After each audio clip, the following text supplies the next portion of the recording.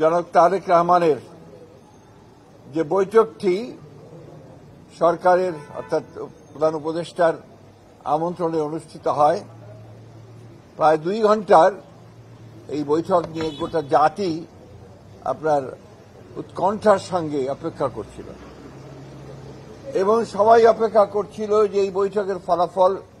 আমি যে কথাটা আপনাদের এর আগেও বলেছিলাম, এই বৈঠকটি একটি টার্নিং পয়েন্ট হতে পারে।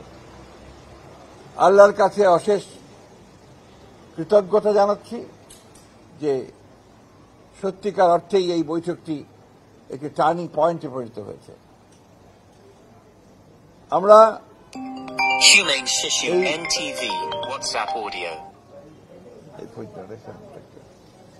আমরা লক্ষ্য করলাম যে বৈঠকটির পরেই একটা যৌথ আপনার প্রেস রিলিজ দেওয়া হয়েছে, ইশতেহার বলবো, একটা যৌথ ঘোষণা দেওয়া হয়েছে। যে ঘোষণাতে খুব পরিষ্কার করে বলা হয়েছে যে আমাদের 2 নেতার বৈঠকটি ছিল অত্যন্ত সৌহার্দ্যপূর্ণ এবং অত্যন্ত একটা সুন্দর পরিবেশে বৈঠকটি অনুষ্ঠিত হয় এবং যে বিষয়গুলো আলোচনা হয়েছে তার মধ্যে প্রধান ছিল যে নির্বাচন ইস্যু। সেই নির্বাচন ইস্যুতে জনাব তারেক রহমানের যে প্রস্তাব, যে নির্বাচন যে ঘোষণা করা হয়েছে আপনার এপ্রিলে, যেটা প্রধান উপদেষ্টা ঘোষণা করেছেন।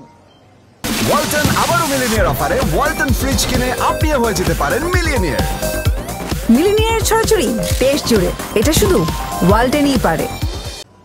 সেটা উপযুক্ত সময় নয় বিধায় তাকে পিছিয়ে নিয়ে আসা, এবং সেই ক্ষেত্রে আমরা অত্যন্ত আনন্দের সঙ্গে করে জাতি আনন্দের সঙ্গে লক্ষ্য করল যে আপনার এইটাতে প্রধান উপদেষ্টা সম্মত হয়েছেন এবং তারা ফেব্রুয়ারির মাঝামাঝি সময়ে নির্বাচনের সময়সীমা নির্ধারণ করেছেন। আমি বলবো যে জনাব তারেক রহমান সাহেব আবার প্রমাণ করলেন যে তিনি বাংলাদেশের এই রাজনৈতিক যে দলগুলো রয়েছে সেই দলগুলোর নেতৃত্ব যারা দিচ্ছেন, তাই সেই নেতৃত্ব যারা দিচ্ছেন তাদের মধ্যে নিঃসন্দেহে রাষ্ট্রনায়কোচিত যে গুণগুলো তার মধ্যে রয়েছে সেই গুণ তিনি প্রমাণ করেছেন। প্রথম একটি বৈঠক যেটা সত্যিকার অর্থে গোটা জাতি অত্যন্ত উদ্বিগ্ন ছিল, সেই বৈঠকটিতে তিনি আল্লাহর হুকুমে সফল হয়েছেন। আমি আমার দলের পক্ষ থেকে, আমাদের সমস্ত নেতাকর্মীদের পক্ষ থেকে জনাব তারেক রহমানকে আন্তরিক ধন্যবাদ জানাচ্ছি। সেই সঙ্গে আন্তরিক কৃতজ্ঞতা জানাচ্ছি প্রধান উপদেষ্টা প্রফেসর ডক্টর মোহাম্মদ ইউনূসকে, যে তিনি অত্যন্ত বিচক্ষণতার সঙ্গে এই সভাটিতে জনাব তারেক রহমানকে আমন্ত্রণ জানিয়ে একটা যে স্টেলমেট ছিল, একটা যে আপনার সবকিছু অনিশ্চিত অবস্থায় চলে গিয়েছিল, সেই অবস্থাকে কাটিয়ে তিনি জাতিকে এই 2 নেতা আবার সামনের দিকে আশা নিয়ে এগিয়ে যাওয়ার স্বপ্ন দেখিয়েছেন।